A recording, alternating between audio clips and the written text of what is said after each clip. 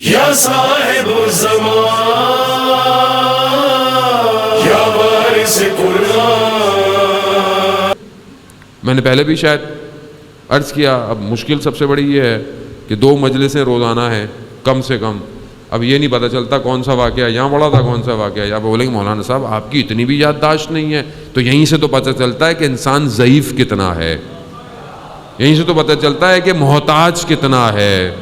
علامہ Tabatabai کا واقعہ، تفسیر جنہوں نے تفسیر المیزان لکھی، اتنے بڑے عالم، اتنے بڑے، وقت آیا یادداشت بھول گئے. کیوں؟ اسی سے پتہ چلتا ہے کہ انسان کا وجود اس کے وجود کا محتاج ہے. جوان کا واقعہ، جوان مجلس کے اندر بیٹھے ہیں، مجلس کی زینت ہیں جوانوں کو مجلس مسجد دونوں کو بھرنا چاہیے. عزیزان محترم، بزرگوں کو خدا سایہ قائم رکھے ہمارے پر، اور بہت لطف کرتے ہیں کہ مجلس میں آ کر بیٹھتے ہیں، لیکن جوانوں کی مجلس ہے. جوان کا واقعہ، یونیورسٹی میں پڑھتا تھا، تہران میں، نشے کرتا تھا، غلط کاموں میں ملوث تھا. ایک دن دیکھا کہ یونیورسٹی سے ایک بس ہے جو مسجد جمکران جا رہی ہے. مسجد جمکران آپ کو پتہ ہے کہ قم میں کچھ فاصلے پر مسجد ہے جو وقت کے امام سے منسوب ہے. جیسے مسجد سہلہ ہے کوفہ میں، اسی طرح یہ مسجد ہے. بہرحال مسجد سہلہ بہت پرانی ہے، اس کا درجہ، اس کا مقام بلند اور افضل ہے، لیکن یہ مسجد بھی کسی سے کم نہیں ہے. یہاں بہت معجزات ہوئے ہیں، لوگوں کو امام نے خود شفا عطا کی ہے. خود مسجد میں جائیں تو مسجد میں باقاعدہ رجسٹر ہے جس میں ساری چیزیں جو ہے وہ ریکارڈ ہیں. وہ جوان اپنی یونیورسٹی کے اسٹوڈنٹ کے ساتھ گیا جمکران. اس کے بعد وہ پورا گروپ اٹھا اور وہ آیت اللہ عظمیٰ بہجت کی خدمت میں پہنچا. جب آیت اللہ عظمیٰ بہجت کی خدمت میں پہنچے تو آغا بہجت سب سے گفتگو کر رہے ہیں، دیکھ رہے ہیں.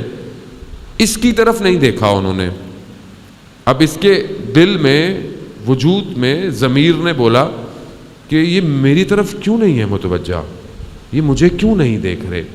یہ بالکل ایسے ہے کہ آپ کسی شخصیت کے پاس جائیں اور وہ آپ کی طرف دھیان نہ دے تو آپ کو تھوڑا سا محسوس ہوگا یا میرا لباس صحیح نہیں ہے یا کوئی مسئلہ ہے. انسان اپنی طرف متوجہ، یہ جوان اپنی طرف متوجہ ہوا تو اس کے ضمیر نے اسے کہا کہ تمہارے کون سے اچھے کام ہیں جو یہ تمہیں دیکھیں. یہ سننا تھا اپنے آپ سے. جب اس نے گفتگو کی اس کا دل منقلب ہو گیا. اولیاء خدا کی ایک نگاہ دلوں کو تبدیل کر دیتی ہے. یعنی ان کا نہ دیکھنا اس جوان کو تبدیل ہو گیا. یہ گیا، اس نے سارے کام چھوڑ دیے، پورا ہفتہ کوئی برا کام نہیں کیا. اگلے ہفتے پھر یہ اپنی یونیورسٹی کے ساتھ گیا اور پھر جب آغا کی خدمت میں پہنچا تو سر جھکائے کھڑا تھا. تو اس کے برابر والے نے اسے کونی سے اشارہ کیا کہ آغا تم سے کچھ کہنا چاہ رہے ہیں. تو جب اس نے آغا بہجت کی طرف دیکھا تو آغا فرماتے ہیں تم نے پورے ہفتے اپنے وقت کے امام کے دل کو خوش کیا ہے. یعنی جب کوئی جوان گناہ نہیں کرتا، برائی نہیں کرتا تو اپنے امام کو خوش کرتا ہے. عزیزان محترم، موسم یہی تو ہے کہ وہ جو خصلتیں ہیں وہ ہیں، مجھے ان کو دور کرنا ہے. اگر میں نے دور نہیں کیا تو میرا اپنا نقصان ہے، میں اب خود نقصان کے اندر ہوں، کسی کا کوئی نقصان نہیں ہے. آپ دنیا میں کچھ بھی کر لیں، سب بنا لیں، گھر بنا لیں، گاڑیاں بنا لیں، بلڈنگیں بنا لیں، یہ سب یہی رہ جائے گا. وہ جو اندر باطن میں ہے وہ قبر میں جائے گا، وہ قبر میں جائے گا. آپ بتائیں کسی کی گاڑی گئی ہے، کسی کا گھر گیا. یہ جو ہم اتنا خرچہ کرتے ہیں، موبائل ہاتھ میں لے کے ٹہل رہے ہوتے ہیں، ایسا ہو ویسا ہو، یہ گیا ہمارے ساتھ؟ نہیں گیا. قبر میں کیا جائے گا؟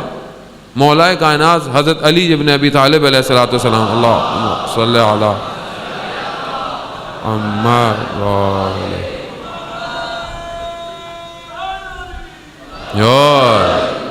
مولا فرماتے ہیں کہ تمہارے انسان کے 3 دوستوں کا گروہ ہے، 3 طرح کے گروہ. کیا؟ پہلا وہ ہے کہ جو تمہارے زندہ رہنے تک ہے، یعنی جب تک تم ہو. وہ کیا ہے؟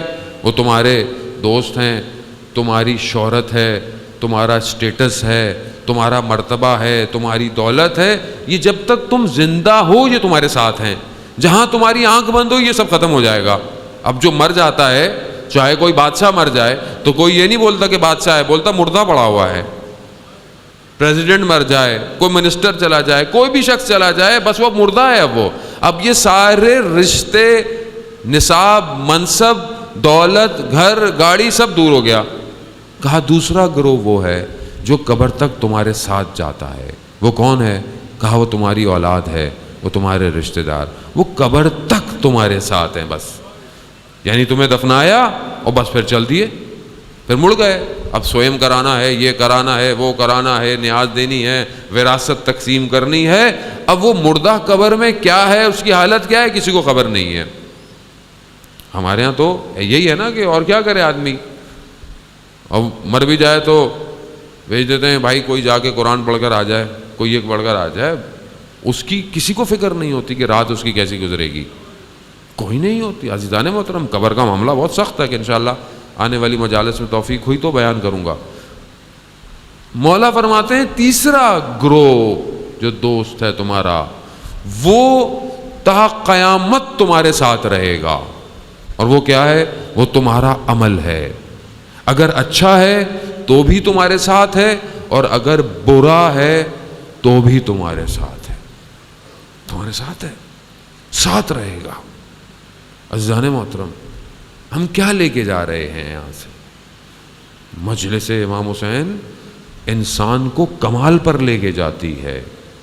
یہ کمال ہمیں نصیب ہو رہا ہے کہ نہیں ہو رہا؟